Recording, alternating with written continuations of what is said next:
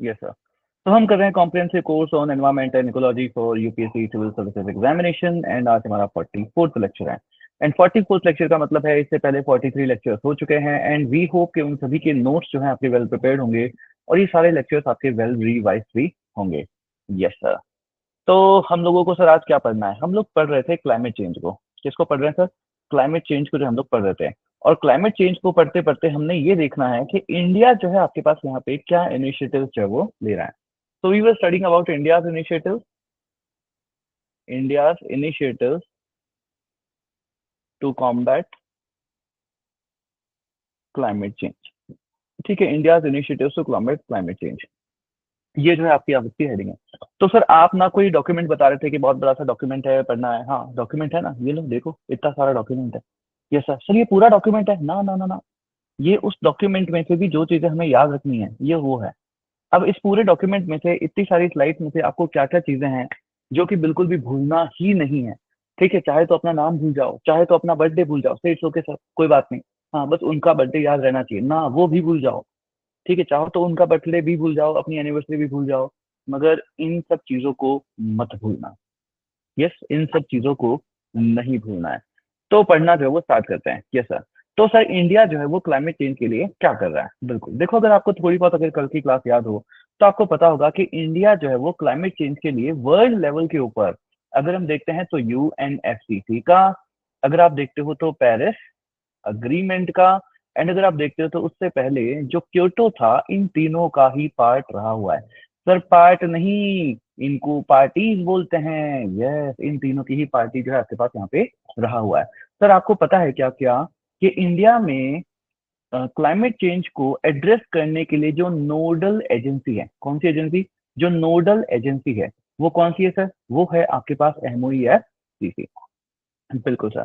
Sir आपको पता है 2008 के अंदर, किसमें? 2008 के, सर सीसेट पढ़ोगे मेरे से? हाँ सर सीसेट पढ़ो ना। तो 2008 के पीछे सबसे पीछे क्या होता है सर पता है? 8। हाँ, तो 2008 में 8 से 8 मिशन जो है वो लेकर के आए गए थे। क्या लेकर के आए थे? 8 मिशन जो है आपके पास यहाँ पे लेकर के आए थे। और 8 मिशन ये किसके तहत लेके आए थे? ये लेकर के आए थे national action plan on climate change. तो national action plan on climate change आपके लेकर लिए लाया जाता है कब? 2008 में। और 8 से 8 जो है वो मिशन हमको याद रखना है। सर 8 मिशन किस किस से रिलेटेड हैं? तो 8 मिशन हमने कल की क्लास के अंदर देखा था कि पहला मिशन एक जो है वो आपके पास होगा रिन्यूएबल एनर्जी से रिलेटेड। किससे सर? रिन्यूएबल एनर्जी से रिलेटेड होगा। फिर हमने देखा था कि एनर्जी की बात कर ली, तो क्यों ना एनर्जी की एफिशिएंसी से रिलेटेड भी बात कर ली जाए। Yes sir. उसके बाद क्या? उसके बाद आप देखते हो तो एक आपके पास यहाँ पे आता है सस्टेनेबल हैबिटेट। सस्टेनेबल हैबिटेट को लेकर के था। फिर फिर सर पानी को लेकर के भी बना दो। तो ये चार हमने ने देखे थे। उसके बाद कौन कौन से होते हैं सर? उसके बाद अगर आप यहाँ पे देखते हो तो एक आपको मिल जाएगा जिसको बोलते हैं नॉलेज शेयरिंग वाला, कि जितना भी नॉलेज है आपके पास उसको पूरे को शेयर जो है वो कर लीजिए। फिर एक आपके पास आ जाता है जिसको हम बोलते हैं सस्टेनेबल एग्रीकल्चर के लिए। ठीक है, एक आपके पास आ जाता है ग्रीन इंडिया के लिए। यस। और एक आपके पास और किस लिए आ जाएगा कि भैया जो हिमालयन दिख रहा है उस हिमालय को भी संभाल लो। तो एक हिमालय के लिए आपके पास आ जाता है। तो कल की क्लास में हमने इंडिया के initiatives to combat climate change को डिस्कस किया था, एंड आज हम इन्हीं को लेकर के जो है एक एक को डिटेल में जो है वो पढ़ेंगे। तो सबसे पहले हम लोग इनको जो है एक एक करके डिटेल में करना स्टार्ट करते हैं। पर सर एक चीज पहले तो देख लो, कौन सी चीज? कि ये जो आपने 8 मिशन बनाए हैं, ये जो आपने 8 मिशन बनाए हैं, इन 8 मिशन को इम्प्लीमेंट कौन करेगा? यस, इन 8 मिशन को इम्प्लीमेंट कौन करेगा? तो जब बात आती है इनके इम्प्लीमेंटेशन की, किसकी बात? जब इनके इम्प्लीमेंटेशन की बात आती है तो इम्प्लीमेंट कौन करेगा? इम्प्लीमेंट करेगी respective ministries. Yes, respective ministries. तो जो भी रेस्पेक्टिव मिनिस्ट्रीज है वो इनके इम्प्लीमेंटेशन का जो है वो ध्यान रखती है। तो सर रेस्पेक्टिव मिनिस्ट्रीज क्या क्या करेगी? देखो रेस्पेक्टिव मिनिस्ट्री जो आपके पास है, हाँ सर, वो एक ऑब्जेक्टिव डेवलप करेगी। ठीक है, they will develop an objective, लिख लेना, they will develop an objective, कि वो जो है अपना ऑब्जेक्टिव डेवलप करेगी और फिर उसको कंप्लीट करेगी। ठीक है चलो, मगर ये इन्होंने कंप्लीट किया है कि नहीं किया है, उन्होंने अपना ऑब्जेक्टिव बनाया है कि नहीं बनाया है, ये एंश्योर कैसे होगा? तो ये एंश्योर करने के लिए इस रेस्पेक्टिव मिनिस्ट्री को रिपोर्ट करना होता है। क्या करना होता है? इनको रिपोर्ट करना होता है। तो किसको रिपोर्ट करेंगे? रिपोर्ट करेंगे पीएम काउंसिल को। किसको? Prime ministers council on climate change. तो प्राइम मिनिस्टर की काउंसिल में क्लाइमेट चेंज के लिए आपके पास एक काउंसिल बनाई गई है, उसको जो है इनको आपके पास यहाँ पे रिपोर्ट जो है वो करना होता है। क्लियर सभी को यहाँ तक? Yes sir. सर 8 के 8 मिशन के लिए पीएम काउंसिल को रिपोर्ट करना पड़ेगा क्या? ना ना ना, 8 के 8 के लिए नहीं, सिर्फ 6 के लिए। सर बाकी बाकी जो national mission on Himalayan ecosystem है, कौन सा? National mission on Himalayan ecosystem आपके पास है। हाँ sir. And national mission on knowledge वाला है। ठीक है, national mission on knowledge of climate change, ये वाला है। इन दोनों के लिए जो आपके पास कौन है? इन दोनों के लिए आपके पास होता है DSC and ministry of earth science. Clear? इन दोनों के लिए आपके पास होते हैं ये दोनों, DSC and ministry of earth science. Clear यहां तक? Yes sir. इतना तो सर हमको याद हो ही गया है। यस, तो अब आगे चलते हैं, एक एक मिशन को पढ़ने की कोशिश करते हैं। तो सबसे पहले आपके पास आता है विच इज को called national solar mission. Yes, सबसे पहले आपके पास आ जाएगा नेशनल सोलर मिशन। चलिए सर, नेशनल सोलर मिशन को अगर देखते हो तो सबसे पहले यहाँ पर आपके पास ना कुछ एक टारगेट्स रखे गए हैं कि भाई solar mission, I guess international solar alliance को जब हमने पढ़ा था तो आपको पता तो चल गया होगा कि नेशनल सोलर मिशन जो आपके पास है, it is all about having solar energy, कि सोलर एनर्जी को हम लोग किस तरीके से इलेक्ट्रिकल एनर्जी के अंदर से वो कन्वर्ट कर सके एंड रिन्यूएबल एनर्जी का सोर्स हम लोग यहाँ पे पैदा कर सके। तो यहाँ पर क्या किया गया कि टारगेट रखा गया। यस, एक टारगेट रखा गया कि हमको 20,000 मेगावाट ऑफ एनर्जी जो है वो जनरेट करनी है बाय द एंड ऑफ 2022। कितना? By the end of 2022। ठीक है सर। फिर कुछ एक क्लास के होशियार बच्चे होते हैं ना, वो कहते हैं ना, सर इतनी सी क्या बात करते हो सर, हम इतना करके दिखाएंगे। यस, तो इंडिया में आपको पता ही है ऐसे लोगों की कमी नहीं है। इंडिया में ऐसे लोगों की कमी नहीं है, तो इसलिए उन्होंने भी कहा कि 20,000 की क्या बात करते हो, हम तो 1 lakh megawatt of energy by 2022 produce करके दिखाएंगे। तो मतलब बाद में इस टारगेट को रिवाइज कर लिया गया। तो रिवाइज टारगेट क्या है? 1 lakh megawatt of energy by 2022। ये चीज कर गई। सर 1 लाख? हाँ सर, कितनी बातें कर रहे हो आप। हाँ sir, 1 lakh megawatt of energy by 2022। Sir क्या ऐसा पॉसिबल है? हाँ ऐसा पॉसिबल है। सर सिर्फ घरों के ऊपर बिजली के वो जो सोलर पैनल लगाने से ये पॉसिबल है? ना ना ना ना, ऐसे नहीं, इसमें भी कंपोनेंट रखे गए हैं। इसमें भी आपके पास कंपोनेंट रखे गए हैं। इस एनर्जी को भी एक तो आपके पास होगा जो आपके पास होता है 40 गीगावाट का। यस, एक आपके पास होता है 60 गीगावाट का। तो जो 40 गीगावाट आपके पास है वो तो लाया जाएगा रूफटॉप के थ्रू। ठीक है, रूफटॉप के थ्रू। एंड जो 60 आपके पास है वो लेके के आ जाता है large and medium scale government solar project के थ्रू। गवर्नमेंट के सोलर प्रोजेक्ट्स के थ्रू। यस, तो 40 एंड 60% जो है, इसको परसेंटेज लिख लेना गीगावाट में, 40% एंड 60%। तो 40% जो ये एनर्जी है वो तो आपके पास लाई जाएगी रूफटॉप्स के थ्रू। एंड 100% जो, सॉरी, जो बची 60% है वो आपके पास लाई जाती है large and medium scale government solar project के थ्रू। इसलिए आप देखते हो जब कभी भी आप अपने घर के ऊपर सोलर पैनल लगाने की बातें करते हो तो आपको गवर्नमेंट सब्सिडी देती है। क्यों? क्योंकि गवर्नमेंट चाहती है कि आप ये चीज करो। यस, इसलिए गवर्नमेंट सब्सिडी देती है। और गवर्नमेंट आप देखोगे कि कई जगह सोलर पैनल खुद के सोलर प्रोजेक्ट्स भी लेकर के आ रही है। यस, खुद के भी सोलर प्रोजेक्ट्स लेकर के आ रही है, जहां पे बहुत बड़ा सा खेत जो है आपके पास यहाँ पे ले लिया जाता है और वहां पे जो है बड़ा सा पूरा सोलर प्लांट जो है आपके पास यहाँ पे लगा दिया जाता है। I hope you are clear with this. Yes, तो ये चीज आपके पास होती है। अब देखो यहाँ पे, यहीं पे एक कंसेप्ट आपके पास और निकल के आता है जिसको बोलते हैं net metering. Net metering. And UPSC में इसको लेकर के भी आपके पास क्वेश्चन जो है वो पूछे गए हैं कि सर ये नेट मीटरिंग क्या होती है। तो सर नेट मीटरिंग क्या होती है तो समझाता हूँ। देखो क्या है सर, ये क्या है सर? सर पीला, सर नीला डब्बा है। अरे नीला डब्बा नहीं है तो ये घर है तुम्हारा। सर ये घर है हमारा, हाँ। एक बंगला बने नारा। Yes sir. सर ना एक खिड़की बनाओ ना। चलो एक खिड़की बना दो। Yes sir. मेरे सामने वाली खिड़की में एक चांद। अरे ये तुम्हारे घर की खिड़की है, हाँ, सामने के घर की खिड़की नहीं बनाई है। अच्छा अच्छा, फिर ठीक है सर। क्या सर, सपनों पे ना, अरमान पे ना सर आपने पानी ही फेर दिया सर। हाँ कोई बात नहीं, तुम्हारे सारे अनुमान जानता हूँ मैं जैसा। तो फिर क्या हुआ? फिर तुमने तुम्हारे घर के ऊपर ना सोलर पैनल लगा दिया। ओहो सर, अच्छे से लगाना सर, पूरी बिजली यहीं से जनरेट करूंगा मैं सर। Yes sir. तो तुमने तुम्हारे घर के ऊपर जो है वो सोलर पैनल लगा दिया जैसा। अब तुमने यहाँ पर क्या लग रखा है? यहाँ पर सर तुम्हारे घर का मीटर लग रखा है, यहाँ पे आपके बिजली के घर का मीटर लग रखा है। Yes sir. तो एक्चुअल में क्या होता है, सोलर पैनल से जो बिजली आती है वो आप डायरेक्टली यूज नहीं करते हैं। ठीक है, क्या होता है आपके पास, आपके घर में एक्चुअल में आपको जो बिजली का कनेक्शन है ना, हाँ सर, बिजली के कनेक्शन से आपके घर पे लाइन आती है, ये लाइन आपके मीटर में जाती है, और ये भी आपके पास यहाँ पर लगा रखा होता है। तो क्या होता है, आप जितना भी जनरेट करते हो, देखो आपने मान लो यहाँ से 60 यूनिट्स कंज्यूम किया, एंड आपने सोलर पैनल के थ्रू 20 यूनिट्स जो है वो रिप्रोड्यूस जो है वापस कर लिया। तो मीटर क्या देखता है? मीटर देखता है नेट। मीटर देखता है नेट। तो 60 - 20, आपको इन टोटल 40 यूनिट्स का पेमेंट जो है वो आपके पास यहाँ पे करना पड़ता है। ये कंसेप्ट होता है नेट मीटरिंग का। क्लियर? कि आपको सिर्फ डिफरेंस अमाउंट जो है आपके पास यहाँ पे पे करना है। क्लियर? कितना डिफरेंस अमाउंट? डिफरेंस यूनिट का अमाउंट ही आपको यहाँ पे पे करना होता है। क्लियर सभी को?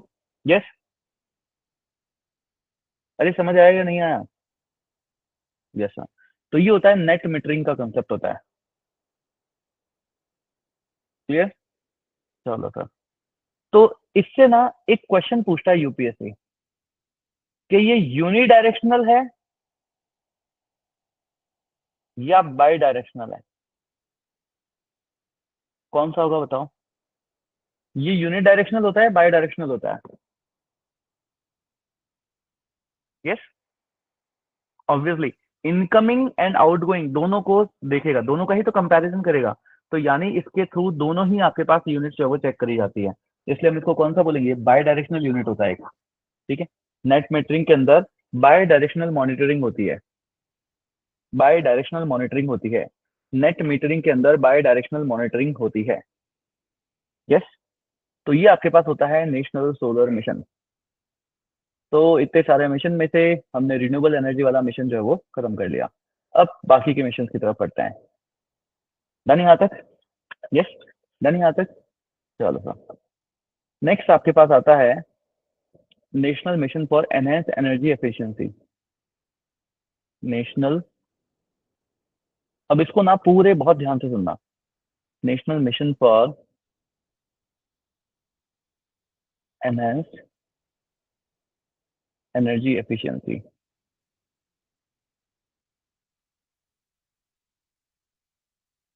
National mission for enhance energy efficiency. Yes, national mission for enhance, 100% energy, 100% focus आपका यही चाहिए है ना। आपकी जो एफिशिएंसी है ना, पहले उसका एनहेंसमेंट करके अच्छे से यूज करो, तभी आपको ये पूरा याद आएगा। इस पूरे मिशन के अंदर बहुत सारे कंपोनेंट्स हैं।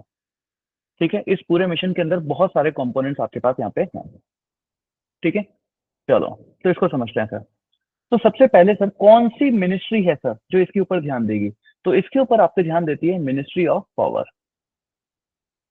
ठीक है, इसके ऊपर ध्यान देती है आपके पास मिनिस्ट्री ऑफ पावर। तो मिनिस्ट्री ऑफ पावर जो है आपके पास इसकी ध्यान देती है। इस पूरे मिशन के अंदर इन टोटल 4 कंपोनेंट्स के ऊपर जो है वो ध्यान दिया गया है। तो इसमें इन टोटल 4 इनिशिएटिव्स जो है आपके पास यहाँ पे लिए जाते हैं। ठीक है, कितने इनिशिएटिव्स? 4 इनिशिएटिव्स जो है आपके पास यहाँ पे लिए जाएंगे। मैं एक एक करके सारे आपको याद दिलवाऊंगा, मतलब याद करवा दूंगा, और उनके ऊपर अच्छे से ध्यान देना है। सबसे पहला इनिशिएटिव आपके पास होता है जिसको बोलते हैं पट, पैट। ठीक है, ये क्या है? पैट।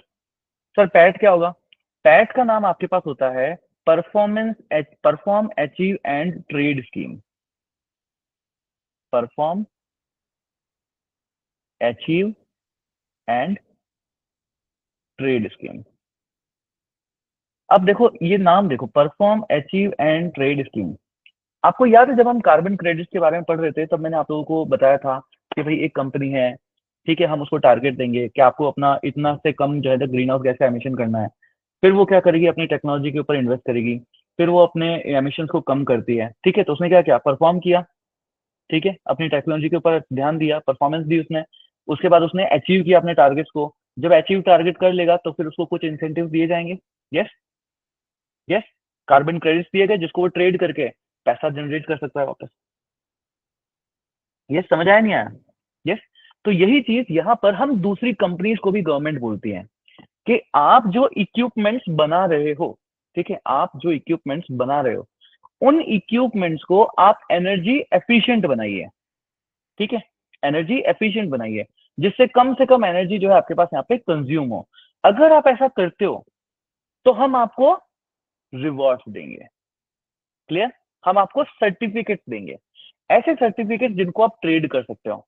अब आप बोलोगे कि सर कंपनी, अब यहाँ पे कोई एमिशन रिडक्शन वाली तो बात नहीं है, तो उसको ट्रेड कहाँ करेगी? तो वो जो सर्टिफिकेट्स हैं उन सर्टिफिकेट्स को आप मार्केट में ट्रेड कर सकते हो और मार्केट में वो सर्टिफिकेट रख करके वहां से पैसा उठा सकते हो। क्लियर भाई? कंपनी को लेने के लिए हमने इकोनॉमी के अंदर पढ़ा है ना, यस, कि आप अपने सर्टिफिकेट्स हैं, आप अपनी रिसिप्ट्स हैं, उनको गिरवी रख करके जो है पैसा उठा सकते हो। तो ये वो वाले सर्टिफिकेट्स हैं जिनसे आप मार्केट से पैसा जो है वो उठा सकते हो। तो ये आपके पास रखा गया परफॉर्म अचीवमेंट ट्रेड स्कीम, जिसकी वजह से प्राइवेट कंपनीज हैं, ठीक है, वो मोटिवेट होगी कि वो अपने जो इक्विपमेंट्स वो बना रही है वो कैसे इक्विपमेंट्स बनाए, वो एनर्जी एफिशिएंट इक्विपमेंट्स बनाए। अब आप बोलोगे sir energy efficient equipment, sir ये कौन सा इक्विपमेंट होता है? तो आप देखो आजकल आप घर पे फ्रिज खरीदते हो, टीवी खरीदते हो, कुछ भी खरीदते हो, उसके ऊपर स्टार रेटिंग लिखी हुई होती है कि नहीं होती है? यस। कि ये कितनी कम एनर्जी कंज्यूम करता है, जितने ज्यादा स्टार उतना कम एनर्जी कंज्यूम करेगा। यस, होता है। वो सब किसके अकॉर्डिंगली होता है? परफॉर्म अचीव एंड ट्रेड, ठीक है। तो इसमें क्या होता है, इसमें क्या होता है आपके पास, इसको देख लो आप। Yes sir, perform achieve and trade scheme. तो इसमें आपके पास क्या होगा, रहते लिखता हूँ। यस सर, तो इसमें आपके पास क्या होगा, इसमें हम लोग एनर्जी टारगेट्स देते हैं, लिख लेना, energy targets are given to industry, ठीक है। एंड जब ये टारगेट मेट हो जाते हैं, इफ टारगेट्स मीट हो जाता है आपके पास यहाँ पे, तो फिर आपको यहाँ पे एक सर्टिफिकेट दिया जाता है, ठीक है। तो फिर आपको यहाँ पे एक सर्टिफिकेट दिया जाता है, और इस सर्टिफिकेट की खास बात क्या है कि सर ये जो सर्टिफिकेट होता है वो ट्रेडेबल होता है। ये सर्टिफिकेट आपके पास ट्रेडेबल होता है। यस। एक टारगेट अचीव कर लिया आपने तो आपको सर्टिफिकेट दिया जाएगा, और ये सर्टिफिकेट कैसा होता है? ट्रेडेबल होता है। स्कीम का नाम क्या है? Perform achieve and trade scheme, PAT, ठीक है, perform achieve and trade scheme. Yes, perform achieve and trade scheme. अब देखिए यहाँ पे, तो एक तो आ गया पैट, चार इनिशिएटिव्स पढ़ना है ना, उसमें से एक आ गया पैट। दूसरा देखो, दूसरा इनिशिएटिव है आपके पास जिसको हम बोलते हैं MTEE, MTEE। अभी MTEE क्या है सर? MTEE है कि भाई आपको अगर मान लो, जैसे मेरे को एक बात बताओ, पेट्रोल जो है ना, गाड़ियों में पेट्रोल जो आपके पास होता है, जी नहीं, 1 सेकेंड ना यार, ऐसे मतलब मैं दिख नहीं रहा हूँ ना, तो आपको समझ में तो आ रहा है ना सारा, है ना? चलो ठीक है, तो मेरी आवाज के ऊपर पूरा फोकस करना। पेट्रोल जो होता है ना, पेट्रोल पेट्रोल बहुत खपत हो रहा है, डीजल बहुत खपत हो रहा है, जिसकी वजह से धुआं निकल रहा है, धुएं की वजह से क्लाइमेट चेंज हो रहा है, ये सारी चीजें हो रही है। इसको निग्लेक्ट करने के लिए ई व्हीकल्स लाए जा रहे हैं। यस, इसके लिए आप लोग क्या कर रहे हो? ई व्हीकल्स ला रही है गवर्नमेंट कि भाई ई व्हीकल लो। अब मान लो गवर्नमेंट जो है वो ई व्हीकल बनाने लग जाए, कि गवर्नमेंट ने किसी कंपनी को बोला कि एक काम करो, आप लोग ई व्हीकल बनाओ, अगर आपने बना ली है तो हम आपको इतने जो है वो सर्टिफिकेट जो है वो दे देंगे। अब कंपनी ने ई व्हीकल बना दिया, अब ई व्हीकल के जैसा इकोसिस्टम ही नहीं है। यस, बाजार में आपने गाड़ी खरीद ली तो ई व्हीकल को ठीक करने वाला कोई मैकेनिक ही नहीं है। यस, कहीं पे चार्जिंग स्टेशन ही नहीं है, ठीक है, कहीं पे रास्ते पे चार्जिंग स्टेशन ही नहीं है, गांव में कोई व्यवस्था ही नहीं है। तो फिर क्या वो एक भी गाड़ी बिकेगी? तो यानी आपको होलिस्टिकली मार्केट को भी तो ट्रांसफॉर्म करना पड़ेगा ना, ओवरऑल पूरे मार्केट को भी आपको ट्रांसफॉर्म करना पड़ेगा। यस, पूरे मार्केट को भी आपको ट्रांसफॉर्म करना पड़ेगा। यहाँ पे ये इसके लिए आया जाता है, मार्केट ट्रांसफॉर्म के लिए। तो MTEE क्या हो जाएगा आपके पास? Market transformation for energy efficiency. Market transformation और एनर्जी एफिशिएंसी, कि भाई मार्केट को जो है आप लोग यहाँ पे ट्रांसफॉर्म करो, market transformation for energy efficiency, ये चीज करनी है। अब देखो ये चीजें होगी कैसे, ऐसे कैसे जो है वो हो जाएगी। तो इनको करने के लिए भी इनके अंदर फिर से सब मिशन जो है वो रखे गए। ठीक है, अलग अलग 3-4 कंपोनेंट्स आपके पास यहाँ पे रखे गए। तो इसके अंदर भी आपके पास फिर से सबमिशन जो है वो रखा गया।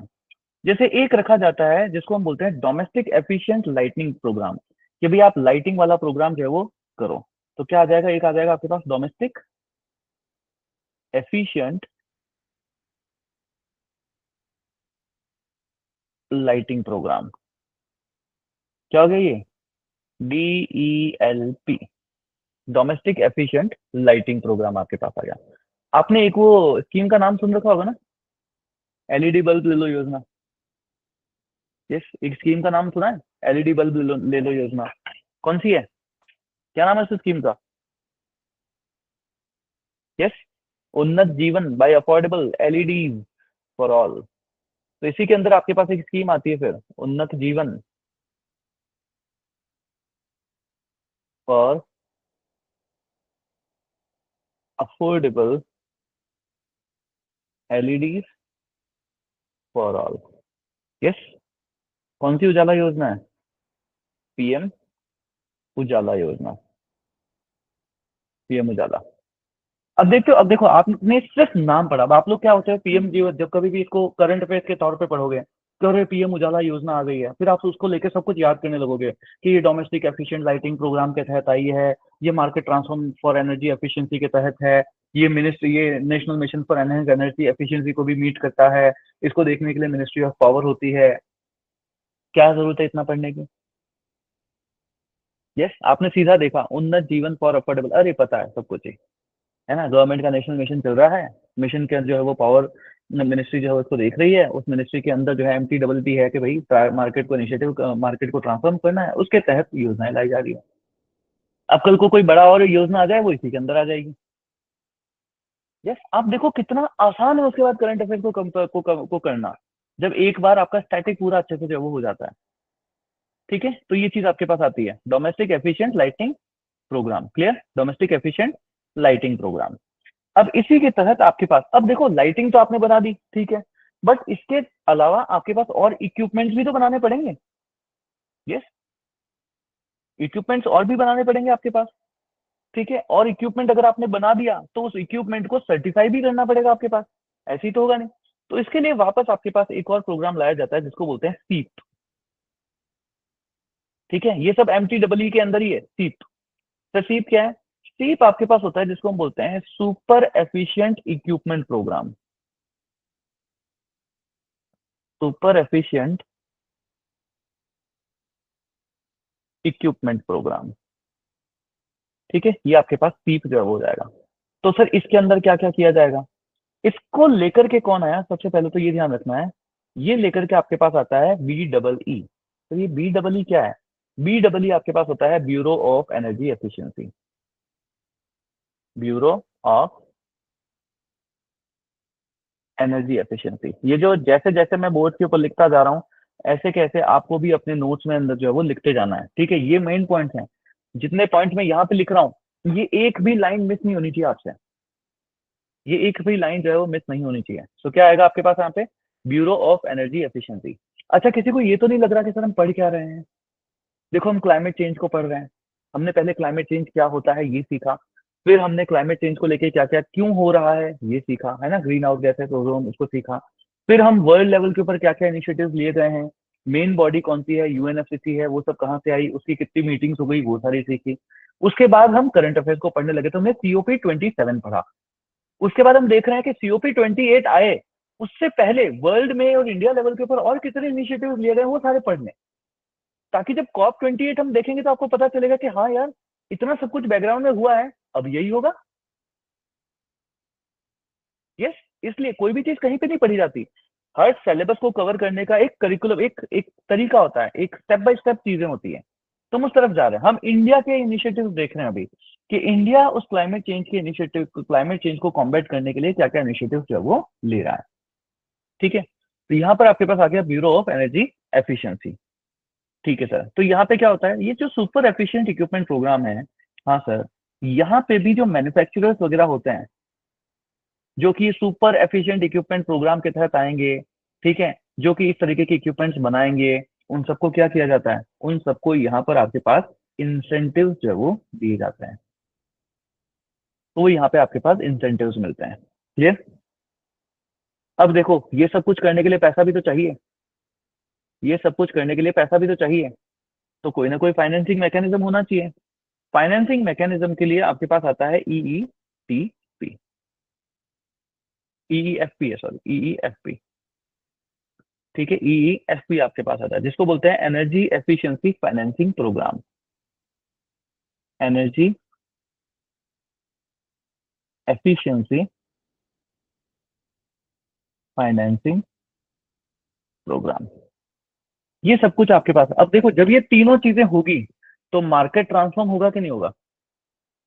जब ये तीनों चीजें आपके पास हो जाएगी तो मार्केट ट्रांसफॉर्म हो जाएगा। Yes, when all these three will meet, market will be transform, simple, market transform हो जाएगा आपके पास।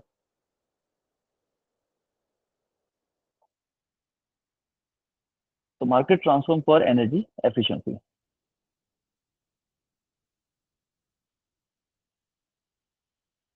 And domestic efficient lightning program, super efficient equipment program, energy efficiency financing program, ये सारे आ गए आपके पास।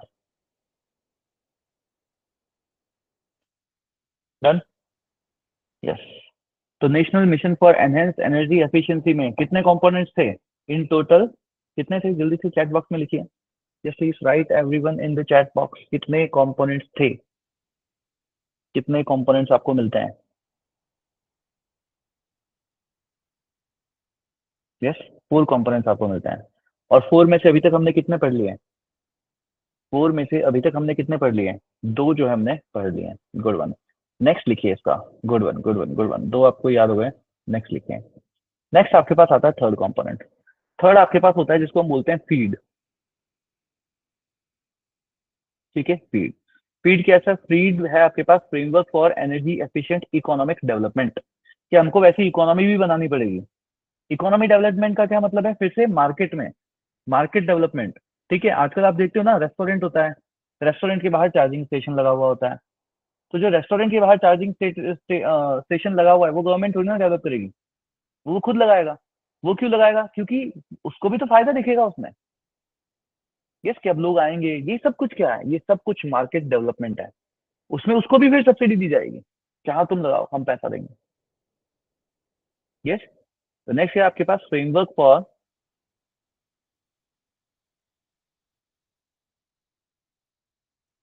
For energy efficient economy development. Energy efficient economy development.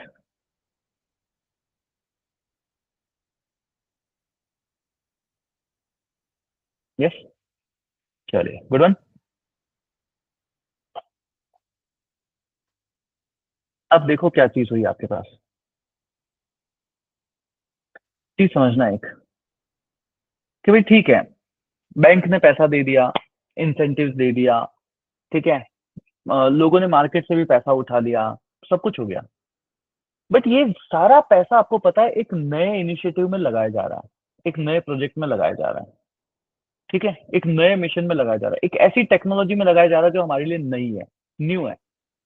कोई भी नया प्रोजेक्ट होता है ना, उसके सक्सेस के जितने चांसेस होते हैं उतने ही चांसेस उसके फेलियर के भी होते हैं। Yes, agree? है ना, जितने उसके सक्सेस के चांसेस होंगे उतने ही उसके फेलियर के चांसेस भी होंगे। देखो, सक्सेस हो गया तो बहुत बढ़िया, बट आपको नहीं लगता अगर फेल हो गया तो रेवेन्यू फिर से जनरेट नहीं होगा? अगर रेवेन्यू जनरेट नहीं हुआ तो रिटर्न ऑन इन्वेस्टमेंट, जिसको प्रोजेक्ट में बोलते हैं ना अपन आरओआई, किसी भी बिजनेस में बोला जाता है ना आरओआई। यस, तो रिटर्न ऑन इन्वेस्टमेंट कैसे निकलेगा? रिटर्न ऑन इन्वेस्टमेंट नहीं निकलेगा।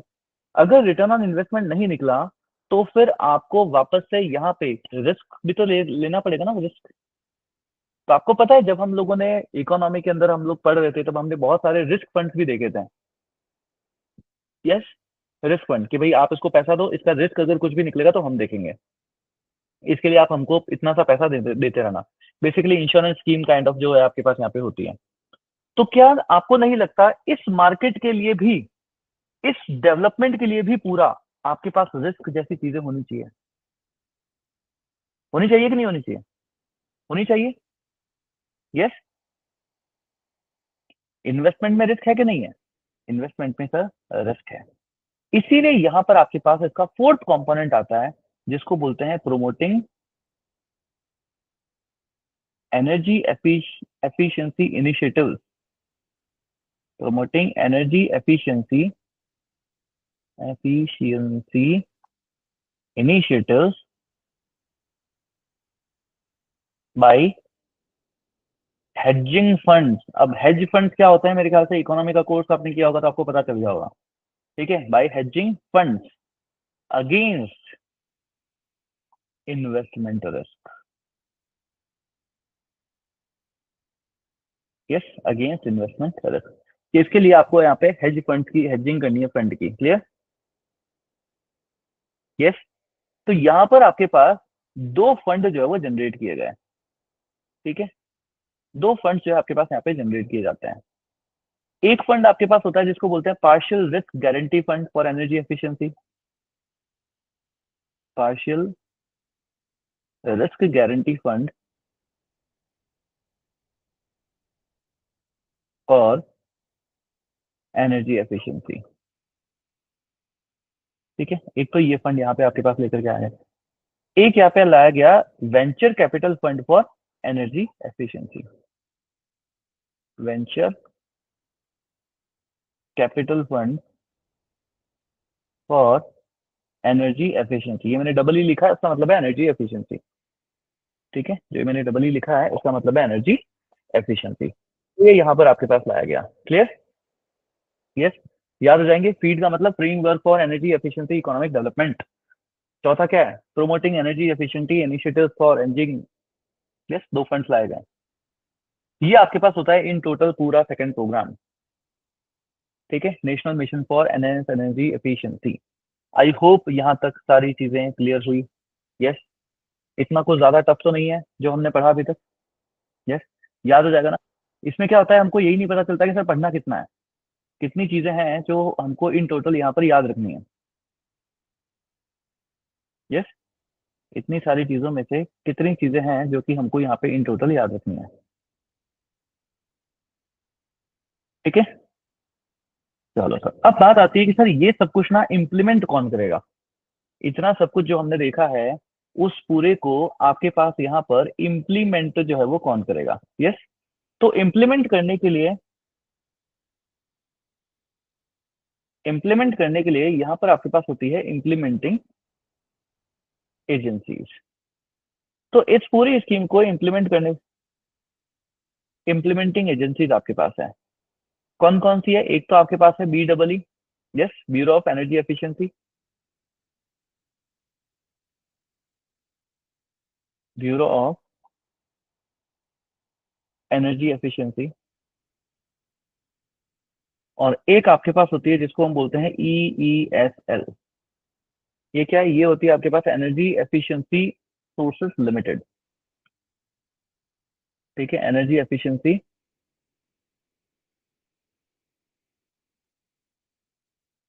Source limited.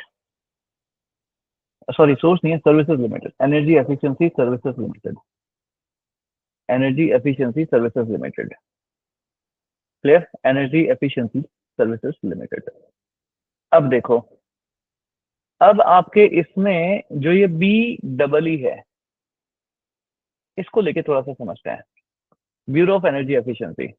ये जो ब्यूरो ऑफ एनर्जी एफिशिएंसी आपके पास है, ये किसके अंडर आएगी बताओ? कौन सी मिनिस्ट्री के अंदर आएगी? ऑब्वियसली जिस मिनिस्ट्री के अंदर पूरा का पूरा ये मिशन है उसी के अंदर तो आएगी। तो ये आती है मिनिस्ट्री ऑफ पावर के अंडर में। ठीक है, ध्यान रखना, ये पूरा का पूरा क्वेश्चन आया हुआ था एक बार। तो मिनिस्ट्री ऑफ पावर के अंदर जो है आपके पास यहाँ पे आती है। इनका जो मेन काम है वो काम है आपके पास डिवाइस लेबलिंग का। ये जो आप देखते हो ना, 3 स्टार 4 स्टार 5 स्टार, ठीक है, ये सब कुछ यही देते हैं। तो डिवाइस लेबलिंग, तो जो स्टार रेटिंग आपको मिलती है डिवाइसेस के ऊपर, वो स्टार रेटिंग जो है आपको यही देते हैं। क्लियर? ये स्टार रेटिंग आपके पास यही जो है वो देते हैं। तो सर ये ईईएसएल का क्या काम है, एनर्जी एफिशिएंसी सर्विसेज लिमिटेड। ये जो उजाला स्कीम आप देखते हो, उस उजाला स्कीम के अंदर इनका काफी बड़ा रोल जो है वो आपके पास होता है। तो सर उजाला स्कीम ये कौन सी स्कीम है, अरे अभी थोड़ी देर पहले पढ़ी तो थी, एलईडी बल्ब ले लो योजना। ओहो वही है क्या सर, हाँ वही है। क्लियर यहाँ तक। यस। ये थे जो कि मुझे आपको पूरी तरीके से याद कराना था। ये वो मिशन है जो कि हमको पूरी तरीके से याद करने थे। क्लियर यहाँ तक। चलो तो अब मैं एक बार क्विकली आपके पास जो है इन डॉक्यूमेंट्स को लेकर के चलते हैं हम लोग। यस सर, तो हम पढ़ रहे हैं नेशनल मिशन। तो what is national mission plan on climate change, national action plan on climate change. तो ये क्या है आपके पास 2008 के अंदर जो है लेकर के आए थे। It outlines a national strategy that aims to enable the country to adapt to climate change and enhance the ecological sustainability of India development path. Sir ये सब क्यों पढ़ा रहे हो सर, अरे मेंस का आंसर लिखोगे तो लिखने के लिए लैंग्वेज भी तो चाहिए। तो मैं इसका पूरा डॉक्यूमेंट आपके साथ शेयर करूंगा, उस डॉक्यूमेंट के को पढ़ना जरूर है। ठीक है, ताकि आपको ना लैंग्वेज मिल जाए। ठीक है, ताकि आपको जो है वो लैंग्वेज मिल जाए कि क्या लैंग्वेज जो है आपके पास यहाँ पे रही है। ठीक है, it stresses at maintaining a high growth rate is essential for increasing living standards for the vast majority of people of India and reducing their vulnerability to the impacts of climate change. There are in total 8 national missions which form the core of the National Action Plan. They focus on promoting understanding of climate change, adaptation and mitigation, and energy efficiency and natural resource for conservation. तो sir इसमें क्या क्या लाए गए, total 8 mission आपके पास थे। National solar mission है, फिर एनहेंस एनर्जी एफिशिएंसी है, इनको हमने कर लिया एंड बाकी के अब हम करेंगे। जैसा तो सोलर मिशन को हमने देखा, उसके बाद हमने एनर्जी एफिशिएंसी को जो हम लोग देख रहे थे। तो एनर्जी एफिशिएंसी को आप देखते हो तो इसके अंदर 4 प्रोग्राम है। पहला आपके पास परफॉर्म अचीव एंड ट्रेड, ये आपको पूरा आ गया। Market transformation for energy efficiency, yes sir ये भी पूरा आ गया। फिर energy efficiency financing program, yes sir. And framework for energy efficient economic development, तो ये भी जो है आप लोगों को यहाँ पे आ गया जैसा। And with this next mission हमारे पास आता है जो आपके पास है नेशनल वाटर मिशन। ठीक है, नेशनल वाटर मिशन। तो ये जो नेशनल वाटर मिशन है इसके अंदर इन टोटल 5 गोल जो है आपके पास यहाँ पे रखे गए हैं।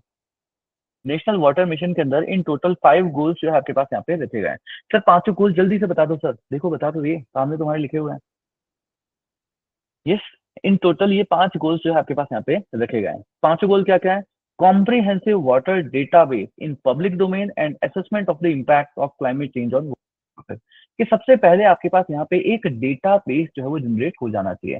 तो हमको ना सारे के सारे ऐसे वर्ड टू वर्ड याद नहीं रखना है, आपको की कंपोनेंट याद होना चाहिए कि अच्छा इसमें डेटा बेस की बात जो है वो करी गई है। फिर क्या है, फिर है promotion of citizen and state action for water conservation augmentation and preservation की बात करी गई है। मतलब यहाँ पे लोगों को अवेयर तो करो, किसके लिए, वाटर कंजर्वेशन के लिए। ठीक है, प्रमोट करो, लोगों के अंदर जिज्ञासा बढ़ाओ, लोगों को करने के लिए वो करो, प्रोत्साहित करो कि भैया आप वाटर कंजर्वेशन जो है वो करिए। थर्ड क्या है, focused attention to vulnerable areas including over exploited areas, कि जो आपके पास पानी से ओवर एक्सप्लॉइटेड रीजन है, ओवर एक्सप्लॉइटेड रीजन है, उनको क्या करना है, रीबिल्डिंग करनी है इनकी। ठीक है, या ट्रीटमेंट करना है आपको इनका, तो इसके ऊपर ध्यान दिया गया है। फिर क्या है, increasing water use efficiency by, कि भैया जो आपके पास पानी है उसको ढंग से यूज करो, तो वाटर का एफिशिएंट यूज करना है। ये भी आप लोगों को समझाओ कि भैया नहाने गए हो तो ऐसे नहीं कि पूरी टंकी जो है वो खाली करके ही बाहर आओ। यस, रिसाइकल करना है पानी को, कि जिस पानी से आप नहा लियो उस पानी को आप दूसरी चीजों में भी तो यूज कर सकते हो। यस, जो बर्तन धोने का पानी है आपका, उसको आप ऐसे ही सीधा छोड़ देते हो, सीधे छोड़ने की जगह क्यों ना उस पानी को आपने जो है मान लो गार्डन में यूज कर लिया। ठीक है, या आप अपने जो फर्श का पानी यूज करते हो ना फर्श साफ करने में, वहां पे बहा दिया आपने। तो इस तरीके से पानी को वापस से एक बार ट्रीट करके, ऐसे नहीं कि गंदगी पूरी वहां पे जो है फर्श पे, के सर ने कहा था कि जिस पानी से बर्तन धोया है उससे फर्श भी साफ कर लो, पता चला वो पूरी गंदगी घर में फर्श पे फैला दिया आपने। ये नहीं। ठीक है, इतने भी मेरे से वो प्रभावित मत हो जाना। चलिए, क्लियर यहाँ तक। Yes sir. फिर क्या है, promotion of basin level integration and water management. Sir ये क्या है, इंटरलिंकिंग ऑफ रिवर प्रोजेक्ट पढ़ते हो ना आप। यस, कौन कौन सी नदियों को जोड़ा जा रहा है, ज्योग्राफी में हमने किया था। ये क्या है, बेसिन लेवल, बेसिन जिस जिसने इंडियन ज्योग्राफी का कोर्स किया होगा उसको पता चल गया होगा हाँ सर, वो जो पूरा रेंज जो एरिया होता है उसको क्या बोलते हैं, उसका एक बेसिन एरिया बोलते हैं। तो उनको इंटरलिंक करना, उनको इंटरलिंक करना, ये भी आपके पास इस इनिशिएटिव के अंदर आ गया। तो ये होता है national water mission. Clear. National water mission हो गया। अब देखो आपके पास तो 3 मिशन आपके पास हो गए कंप्लीट। उसके बाद आपके पास आता है national mission on sustainable habitat. National mission on sustainable habitat, clear. अब सस्टेनेबल हैबिटेट करना है तो उसके लिए क्या क्या चीजें करनी पड़ेगी। आपने देखा ना, हमने एक इनिशिएटिव पढ़ा था अमृत, याद आ रहा है Amrut? Yes, Atal mission on rejuvenation and urban transportation. वो किस में आएगा?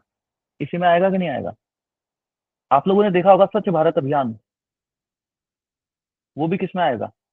इसी में आएगा कि नहीं आएगा? आपने देखा होगा स्मार्ट सिटीज बना दो योजना। यस, स्मार्ट सिटीज, आपके पास इतनी सारी चीजें चल रही है, वो सब इसमें आएगा कि नहीं आएगा? यस, ये सारी चीजें आएगी। अब इन सभी के अंदर आप देखोगे ना, कंपोनेंट्स होते हैं वो सारे सेम होते हैं। की डिलीवरेबलीज, की डिलीवरेबल्स क्या क्या चीजें हैं, क्या क्या है देखो। Development of sustainable habitat standards that lead to robust developmental strategies while simultaneously addressing climate change related concerns. Preparation of city development plans, ठीक है, कि सिटी को ऐसा बनाओ that comprehensively address adaptation and mitigation concerns. Preparation of comprehensive mobility plans, yes, transportation, and enable cities to undertake long-term, energy-efficient and cost-effective transport planning. इसीलिए आप देखते हो ना, रेलवेज भी आजकल आपके पास ईवी ना, वो कहते हैं कि इलेक्ट्रिक रेलवेज वगैरह उस तरफ जा रहा है। फिर capacity building for undertaking activities relevant to the mission. तो ये सारी चीजें, इसलिए आप देखते हो ये अमृत मिशन है, स्वच्छ भारत अभियान है, स्मार्ट सिटीज है, ये ठीक है, अर्बन ट्रांसपोर्टेशन प्रोग्राम है, वो सब कुछ आपके पास किस मिशन के अंदर आएगा? इस मिशन के लिए आपके पास आएगा। तो ये मैंने जितने मिशन आपको दिए ना, इन हर मिशन के ऊपर आपके पास यूपीएससी में क्वेश्चन आ सकता है कि बताओ सस्टेनेबल हैबिटेट के लिए जो है कंट्री है ना, कि भाई गवर्नमेंट जो क्या क्या इनिशिएटिव्स ले रही है, या वाटर मिशन है उसको मीट करने के लिए गवर्नमेंट क्या क्या मिशन ले रही है, या एनर्जी एफिशिएंसी को मीट करने के लिए गवर्नमेंट क्या क्या इनिशिएटिव्स ले रही है, या सोलर के लिए गवर्नमेंट क्या क्या इनिशिएटिव्स ले रही है। तो जब आपको ये पता चल गया कि हाँ गवर्नमेंट के ये 8 मिशन है इन टोटल जो कि चल रहे हैं, इनसे रिलेटेड कोई भी स्कीम आती है तो वो प्रीलिम्स के लिए तो यूजफुल है ही है, और मेंस के आंसर में भी आपको वो स्कीम्स मेंशन करनी होती है ना। इस तरीके से हमारे मेंस का आंसर जो है वो बनता है। क्लियर यहाँ तक सभी को? यस। तो कितने मिशन पढ़ लिए हमने टोटल? इन टोटल 4 मिशन जो है आपके पास यहाँ पे कंप्लीट हो गए। नेक्स्ट देखते हैं आपके पास national mission on Himalayan ecosystem, कि हिमालय के इकोसिस्टम को बदलने को बचाने के लिए जो है आप लोग यहाँ पे क्या क्या कर रहे हो। तो सबसे पहले तो ये देखो कि भाई हिमालय की सिटी को, हिमालय की चीजों को जो है वहां पर आपके पास खतरा जो है वो किस किस चीज से है। यस,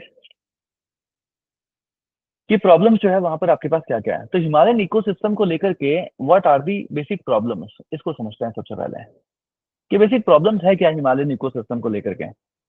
सबसे पहले जो प्रॉब्लम आपके पास चलती है वो प्रॉब्लम चलती है ग्लेशियर्स को लेकर के, कि भैया अगर ये पिघल गए ना तो प्रॉब्लम है। ठीक है, ग्लेशियर्स को लेकर के आपके पास यहाँ की प्रॉब्लम है। क्लाइमेट चेंज की वजह से वहां की जो बायोडाइवर्सिटी का, यस, जब बायोडाइवर्सिटी का लॉस हो गया आपकी, तो वहां की जो वाइल्ड लाइफ है वो भी खतरे में चली गई। यस और नो? Yes, yes.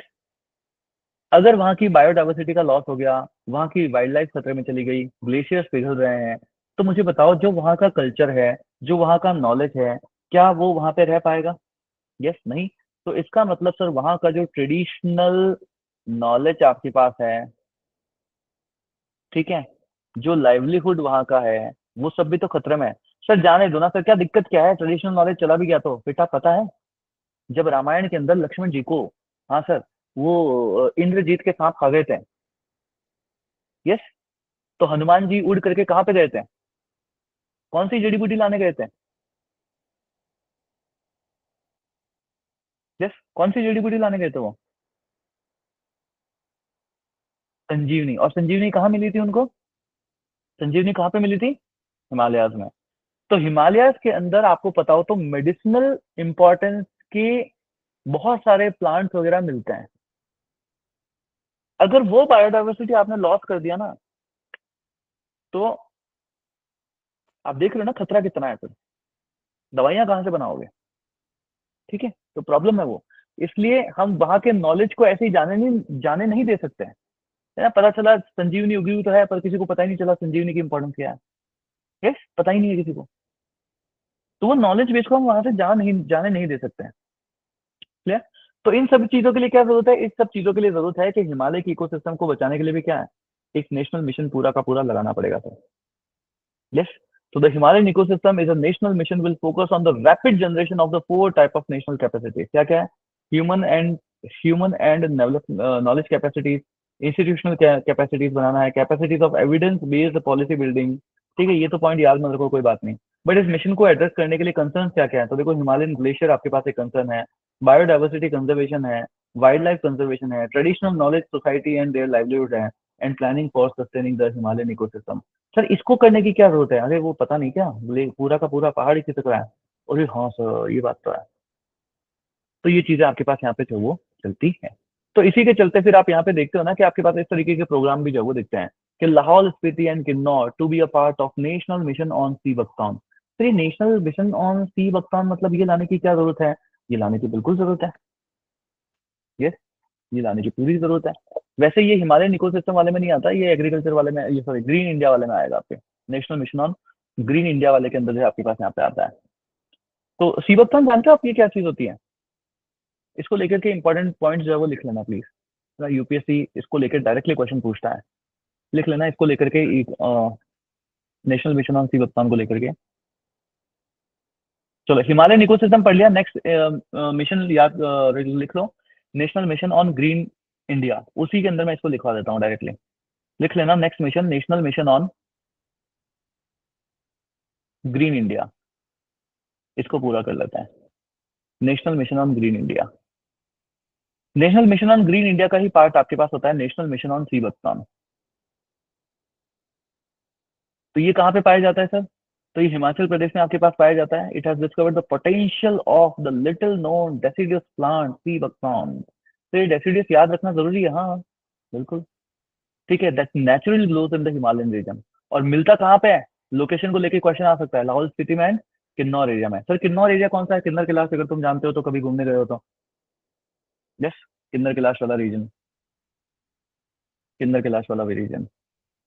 तो ये किस तरीके का आपसे ना इसका इकोसिस्टम पूछा जा सकता है, तो ध्यान रखना है ये आपको कोल्ड डेजर्ट इकोसिस्टम में मिलता है, कोल्ड डेजर्ट इकोसिस्टम में जो है वो मिलता है आपको। सर कोल्ड डेजर्ट, अरे लाहौल स्पीति, हाँ सर वैसे ही तो है sir, yes sir. Sea buckthorn जो होता है इसको ध्यान रखना, they are also known as Leh berries भी बोलते हैं इनको। यस, इनको वंडर प्लांट भी बोला जाता है, Leh berries wonder plant. And इनको लद्दाख का सोना भी कहते हैं, लद्दाख गोल्ड। ले बेरीज भी बोलते हैं, वंडर प्लांट भी बोलते हैं, एंड इनको लद्दाख का गोल्ड भी बोलते हैं इसको। यस, इसको लद्दाख का गोल्ड भी बोलते हैं। Clear, yes sir. तो सर ये जो national mission on sea buckthorn लाया गया है, इसको कौन देखेगा सर, तो इसको एक तो देखेगा ministry of environment and forest plus DRDO. ठीक है, ये दोनों जो है मिलकर के देख रहे हैं। सर ये सी बकथॉर्न इतना इंपॉर्टेंट क्यों है, ये इतना इंपॉर्टेंट इसलिए है क्योंकि इसमें बहुत सारी मेडिसिनल एंड न्यूट्रिशनिस्ट प्रॉपर्टीज होती है, न्यूट्रिशनल प्रॉपर्टीज जो है आपके पास होती है। ठीक है, तो मेडिसिनल एंड न्यूट्रिशनल प्रॉपर्टीज जो है आपके पास इसके पास होती है। क्लियर, इसकी एक बहुत ही भयंकर खास बात है, इसकी एक बहुत ही भयंकर खास बात है सर, क्या खास बात है, बड़े ही इंपॉर्टेंट शब्दों में लिखना ना। यस सर, लिखना, it can fix atmospheric nitrogen, it can fix atmospheric nitrogen. अब कई सारे लोगों को ये पॉइंट समझ में नहीं आया होगा, इसकी इंपॉर्टेंस समझ में नहीं आई होगी, कैसे नाइट्रोजन फिक्स कर रहता है, मतलब ये सब क्या है। ये जिसको समझ में नहीं आया ना, ये वो लोग हैं जिन्होंने एनवायरमेंट का कोर्स बीच से स्टार्ट किया है। जिसने भी एनवायरमेंट का कोर्स हमेशा शुरू से पढ़ा है, जिसने नेशनल पार्क से पढ़ा है, जिसने इकोसिस्टम पढ़ा है, इकोसिस्टम के अंदर हमने बहुत सारे साइकिल्स पढ़े थे, उसमें मैंने नाइट्रोजन साइकिल भी पढ़ाया था आपको। नाइट्रोजन साइकिल के अंदर मैंने नाइट्रोजन फिक्सेशन समझाया था आपको। यस, कि सॉइल के लिए बहुत इंपॉर्टेंट होता है। ठीक है, तो वहां पे आपकी इसकी इंपॉर्टेंस जो है वो बनती है। यस, तो उसलिए ये बहुत ज्यादा इंपॉर्टेंट बनता है कि यार ये खुद से जो है वो नाइट्रो एटमोसफेयर की नाइट्रोजन को फिक्स कर सकता है, इसलिए बहुत इंपॉर्टेंट है ये। Clear, clear, yes sir. अब बाकी सारी पॉइंट्स तो है ही है इसके, कि सर देख लो एक्सट्रीम टेम्परेचर रेंजेस के में भी जो है वो ये टॉलरेट कर सकता है। लिख लेना, it can tolerate extreme temperature, it can tolerate extreme temperature. ठीक है, it can tolerate extreme temperature. इसका जो रूट सिस्टम है वो बहुत एक्सटेंसिव होता है। लिख लेना, it has extensive root system, it has extensive root system. अब एक्सटेंसिव रूट सिस्टम का क्या फायदा हुआ? यस, सॉइल इरोजन नहीं होने देगा, सॉइल इरोजन नहीं होने देगा, सॉइल इरोजन नहीं होने देगा, सॉइल इरोजन नहीं होने देगा। तो लिख लेना, it has an extensive root system, it has an extensive root system which makes it ideal for to prevent soil erosion, to prevent soil erosion। yes, तो ये आपके पास आ जाता है national mission for green India. ये देखो, national mission for green India. तो national mission for green India के ऑब्जेक्टिव्स क्या क्या हैं उसको देख लेते हैं कि क्या क्या ऑब्जेक्टिव है। कि आपको फॉरेस्ट ट्री का कवर जो है वो बढ़ाना है। अब ये नंबर्स इंपॉर्टेंट नहीं है, ठीक है, नंबर याद करने मत बैठ जाना। ठीक है, फॉरेस्ट कवर को को जो है फॉरेस्ट और ट्री कवर को जो है वो बढ़ाना है। Improved ecosystem services including biodiversity, hydrological services, carbon sequestration ये करना है। फिर फॉरेस्ट बेस्ड लाइवलीहुड, इसको भी आपको इंक्रीज करना है। यस, फिर एनहेंस एनुअल CO2 सिक्वेस्ट्रेशन, ये भी आपको करना है। तो ये सारी चीजें जो है आपके पास यहाँ पे आती है। अब यहाँ से सर एक सवाल पूछ लो ना सर आप हमसे। हाँ चलो मैं पूछ लेता हूँ। मेरे को चाहता हूँ कि आप लोग ना इसकी डेफिनेशन लिखो, कि इसको बताओ मुझे कि CO2 सिक्वेस्ट्रेशन क्या होता है। ठीक है, what do you mean by carbon dioxide sequestration? Sir बता दो सर जल्दी, मैं क्यों बताऊं, मैंने तुमसे पूछा है, ये सर होमवर्क में क्वेश्चन है। ठीक है, what do you mean by carbon dioxide sequestration? So this is about national mission for green India. कितने मिशन हो गए? सोलर हो गया, एनर्जी एफिशिएंसी हो गया, फिर वाटर पढ़ लिया, फिर कौन सा पढ़ लिया? हिमालयन वाला पढ़ लिया। यस, और ग्रीन इंडिया भी पढ़ लिया। फिर सस्टेनेबल हैबिटेट भी तो पढ़ लिया, सस्टेनेबल हैबिटेट भी तो पढ़ लिया। यस सर, अब कौन सा बचा है? एग्रीकल्चर वाला। नेक्स्ट पढ़ते हैं national mission for agriculture, sustainable agriculture, national mission for sustainable agriculture. अब देखो, national mission for sustainable agriculture के 4 कंपोनेंट्स थे आपके पास इन टोटल। ठीक है, ये पूरा डॉक्यूमेंट पढ़ने की जरूरत नहीं है ना, मैं बता रहा हूँ, बाकी सारी चीजें खुद ही समझ जाओगे। ठीक है, national mission for agriculture, sustainable agriculture के 4 कंपोनेंट्स आपके पास यहाँ पे होते हैं। सबसे पहला कंपोनेंट आपके पास क्या है? सबसे पहला कंपोनेंट आपके पास होता है कि हमको रेन फेड एरिया डेवलप करना है, रेन फेड एरिया डेवलपमेंट। ठीक है, कि भैया जो ताकि पानी, भाई एग्रीकल्चर कब होगा? एग्रीकल्चर तभी तो होगा जब हमारी पानी की समस्या पहले खत्म हो। जमीन से पानी मिल जाए तो सबसे अच्छा है। यस, तो इसलिए पहले रेनफेड एरिया जो है वो आपको यहाँ पे डेवलप करना है। उसके बाद देखो, आपने खेत के अंदर पानी डाल दिया खूब सारा, कि भैया फसल उग गई, फसल के बीज बो दिया, पानी डाल दो खूब सारा। अब पानी आपने खूब सारा डाल दिया और वो पानी बह करके जो है वो दूसरे के खेत में चला गया, तो आपके लिए क्या फायदा? कोई फायदा नहीं। यस, है ना। मान लो सृष्टि भारती ने एक खेत बनाया और खेत में खूब सारा पानी डाला, मगर वो खेत स्लोपी था, तो पानी टिकेगा क्या? नहीं टिकेगा। वो स्लोपी होकर के वो खेत का सारा पानी बह करके जो है वो रिया साहू के खेत में चला गया। रिया साहू ने उन्हें जो है 10 बजे वाली रात की क्लासेस ले रखी है। उनको ये बात पता थी कि अगर स्लोपी खेत है तो पानी सारा बाहर चला जाएगा, तो उन्होंने स्लोप सही कर लिया और स्लोप को इस तरीके से रखा कि पानी इवनली हर जगह डिस्ट्रीब्यूट हो जाए। यस, तो अब रिया साहू को अपने यहाँ पे पानी के ऊपर इन्वेस्ट करने की जरूरत ही नहीं है। सृष्टि भारती का सारा पानी अपने आप यहाँ पे आ रहा है। तो सृष्टि भारती के लिए नुकसान ही नुकसान, रिया भारती के लिए, सॉरी, रिया साहू के लिए बल्ले बल्ले। यस, मजा आ गया। क्लियर? तो ये चीज आपके पास यहाँ पे होती है। तो यानी रेनफेड एरिया डेवलपमेंट करना है, वाटर वाटर सब आपने यहाँ पे देख लिया, मगर जो ऑन फार्म वाटर मैनेजमेंट है ये भी जरूरी है। On farm water management. ठीक है, कि खेत के ऊपर जो पानी आ गया वो भी एफिशिएंटली यूज हो। ठीक है, ऐसे नहीं कि पानी दे दिया और थोड़ी देर में खत्म हो गया हो, ये चीज नहीं होनी चाहिए। फिर जो सॉइल आपके पास है वो भी सही है कि नहीं है, पता चला एक बंजर जमीन के ऊपर ही आप इतना एफर्ट दिए जा रहे हो, तो सॉइल हेल्थ मैनेजमेंट होना चाहिए। यस, अगर आपने एक टाइम में एक वाटर इंटेंसिव क्रॉप वहां पे अगर लगाई है, तो जस्ट उसके बाद फिर से वाटर इंटेंसिव क्रॉप नहीं लगानी है, फिर थोड़ा समय दो, है ना, कोई हल्की दूसरी वापस फसल बो। जिसको कम पानी की जरूरत हो, उसके बाद अगली बार फिर वापस वाटर इंटेंसिव क्रॉप लगाना। यस, इसीलिए आप देखते हो ना किसान एक बार एक लगाता है फिर कुछ और करता है, बदली करता रहता है वो हमेशा। यस। चलिए सर, तो सॉइल हेल्थ मैनेजमेंट की भी आपके पास यहाँ पे जरूरत होती है। और क्या करना है, तो और सीधा सा एक पॉइंट होता है कि क्लाइमेट चेंज को ध्यान देना है एंड सस्टेनेबल एग्रीकल्चर करना है ना, सस्टेनेबल एग्रीकल्चर आपको करना है। तो आप देखते हो ना कि गवर्नमेंट इन सारी चीजों को करने के लिए बहुत सारे इनिशिएटिव्स लाती रहती है। जैसे आप देखते हो फार्म वाटर मैनेजमेंट के लिए पर ड्रॉप पर मोर क्रॉप जैसे इनिशिएटिव्स लाए गए हैं। फिर प्रधानमंत्री सिंचाई योजना जैसी चीजें आपके पास यहाँ पे लेकर के आई जाती है। सॉइल हेल्थ मैनेजमेंट को आप देखते हो तो इसको देखते हो ना कि सॉइल कार्ड बनते हैं, soil card, soil health card वगैरह बनता है ना, सॉइल का आधार कार्ड। तो सॉइल हेल्थ कार्ड वगैरह आपके पास यहाँ पे बनता है, इस तरीके की चीजें। ये देखो नीचे, soil health card scheme has been under implementation in the country since February 2015 to provide soil health card to all the farmers of the country. Soil health card will provide information to farmers on soil nutrients के कैसा है नहीं है, ठीक है, recommendation on appropriate doses of nutrients की भाई इसको और कितने की जरूरत है, ये सब कुछ जो है आपके पास यहाँ पे देगा। ठीक है, ये सारी चीजें आपके पास यहाँ पे जो वो होती हैं। क्लियर सभी को? डन। यस। अब इसी के अंदर एक सब मिशन और आया है, इसी मिशन का एक और पार्ट आपके पास होता है सब मिशन। सब मिशन कहाँ लिखा है मैंने, स्कीम फॉर एग्रो फॉरेस्ट्री, हाँ। तो इसमें इसी के अंदर एक सब मिशन आपके पास और होता है, स्कीम फॉर एग्रो फॉरेस्ट्री के लिए आपके पास यहाँ पे चलता है। तो 2016-17 के टाइम में जो है यहाँ पे आपके पास लेकर के आया था। तो ये आपके पास होता है हर मेड़ पर पेड़ स्कीम लेकर के आए थे ये, हर मेड़ पर पेड़। हर मेड़ पर पेड़ का क्या मतलब है कि भाई सब लोग लगाओ, है ना, फार्म लैंड के ऊपर आप यहाँ पे पेड़ लगा दो।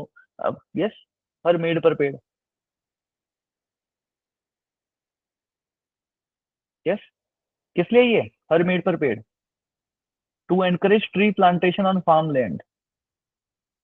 टू एनकरेज, ये देखो लिख रखा है, to encourage tree plantation on the farm land along with the crops and cropping system to help the farmers get additional income and make their farming system more climate resistant and adaptive।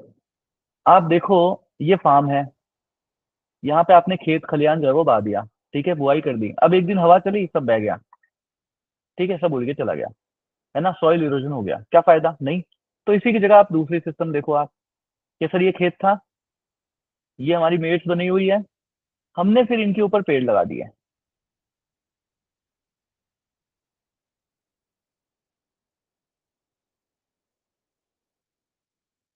Yes. अब देखो अगर इधर की side से हवा चल रही है तो क्या सॉइल इरोजन होगा क्या? नहीं, नहीं होगा ना। प्लस मान लो ये पेड़ अगर आम के हैं, तो आपकी गेहूं की फसल तो चल ही रही है, साथ के साथ आम की बुआई भी हो रही है, आम की फसल भी चलेगी। यस, समझ रहे हो ना, तो एडिशनल इनकम मिलती है आपको इससे। तो हर मेड़ पर पेड़ का क्या है, to encourage tree plantation on the farm land along with the crops and cropping, ठीक है, सो दैट उनको एडिशनल इनकम जो है आपके पास यहाँ पे मिल सके। क्लियर सभी को? यस। चलिए सर, तो ये सारी चीजें जो है आपके पास यहाँ पे होती है। डन यहाँ तक सभी को? तो देखो कितनी सारी चीजें हमने पढ़ ली। सर हमने पढ़ लिया है, NAPCC हो गया, फिर सोलर मिशन पढ़ लिया, एनहेंस एनर्जी एफिशिएंसी पढ़ लिया, सस्टेनेबल हैबिटेट पढ़ लिया, वाटर मिशन हो गया, हिमालयन पढ़ लिया, ग्रीन इंडिया पढ़ लिया, सस्टेनेबल एग्रीकल्चर पढ़ लिया। एंड नॉलेज शेयरिंग के लिए तो क्या करना है, ये जितने भी कैंपेन्स वगैरह आते हैं वो सब कुछ आपके पास इसी के अंदर है। जितने भी कैंपेन्स वगैरह आपके पास यहाँ पे आते हैं वो सब कुछ आपके पास इसी के लिए जो है वो है। अब बात आती है सर सब कुछ सही है सर, बहुत ही बढ़िया सर, सब कुछ बहुत ही सब कुछ सही है सर, पैसा कहाँ से मिलेगा इन सब के लिए? ठीक है, सब कुछ सर बहुत अच्छा है, पर इन सभी के लिए पैसा जो है आपके पास यहाँ पे कहाँ से मिलेगा? तो इसके लिए 2015 के अंदर सरकार ने एक कदम उठाया। तो इसके क्या किया, सरकार ने बनाया national adaptation fund for climate change. National adaptation fund for climate change. क्या बनाया, national adaptation fund for climate change. तो ये जो है आपके पास यहाँ पे बना दिया गया, national adaptation fund for climate change. Sir इसको हैंडल कौन करेगा? नाबार्ड। सर मैं ना नया नया बच्चा हूँ, मुझे पता ही नहीं सर ये नाबार्ड क्या होता है। तो इकोनॉमी का कोर्स करो, वहां पे हमने पढ़ रखा है नाबार्ड क्या होता है, नेशनल है ना, एनएचबी क्या होता है, एग्जिम क्या होता है, ये सब एक साथ पढ़े थे हमने। Yes, under the section of banking system, जिसमें डिफरेंट टाइप ऑफ बैंक्स होते हैं, उसके अंदर हमने नाबार्ड को पढ़ रखा है। ठीक है, तो ये आपके पास होता है national adaptation fund for climate change. ध्यान रखना ये एक सेंट्रल स्कीम है, सेंट्रल स्कीम है आपके पास। क्लियर। अब देखो, फेम प्रोग्राम याद है कि नहीं याद है, फेम क्या है, फेम याद आ रहा है कि नहीं आ रहा। फेम पढ़ा था ना हमने एक, किससे रिलेटेड था कोई बताएगा। फेम प्रोग्राम, फेम प्रोग्राम किससे रिलेटेड था। फेम इनिशिएटिव, फेम प्रोग्राम किससे रिलेटेड था।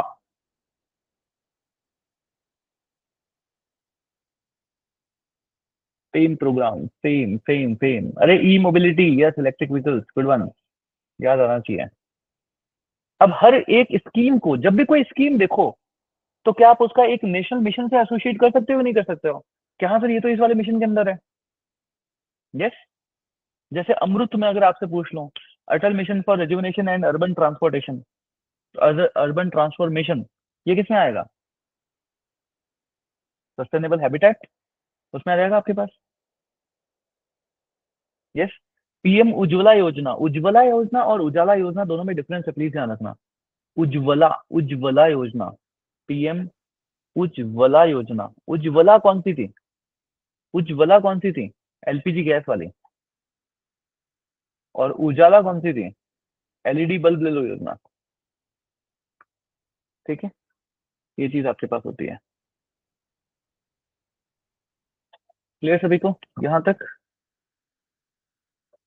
चलिए सर, तो नेशनल मिशन का जो चैप्टर था हमारा वो भी जो है वो खत्म हो गया। अब हम रेडी हैं COP 28 को पढ़ने के लिए। ठीक है, तो कल की क्लास में नेक्स्ट में हम लोग देखेंगे COP 28 को। तो रिकॉर्डिंग को हम कर लेते हैं ऑफ। एंड कल जो है आपकी होगी 2 क्लासेस,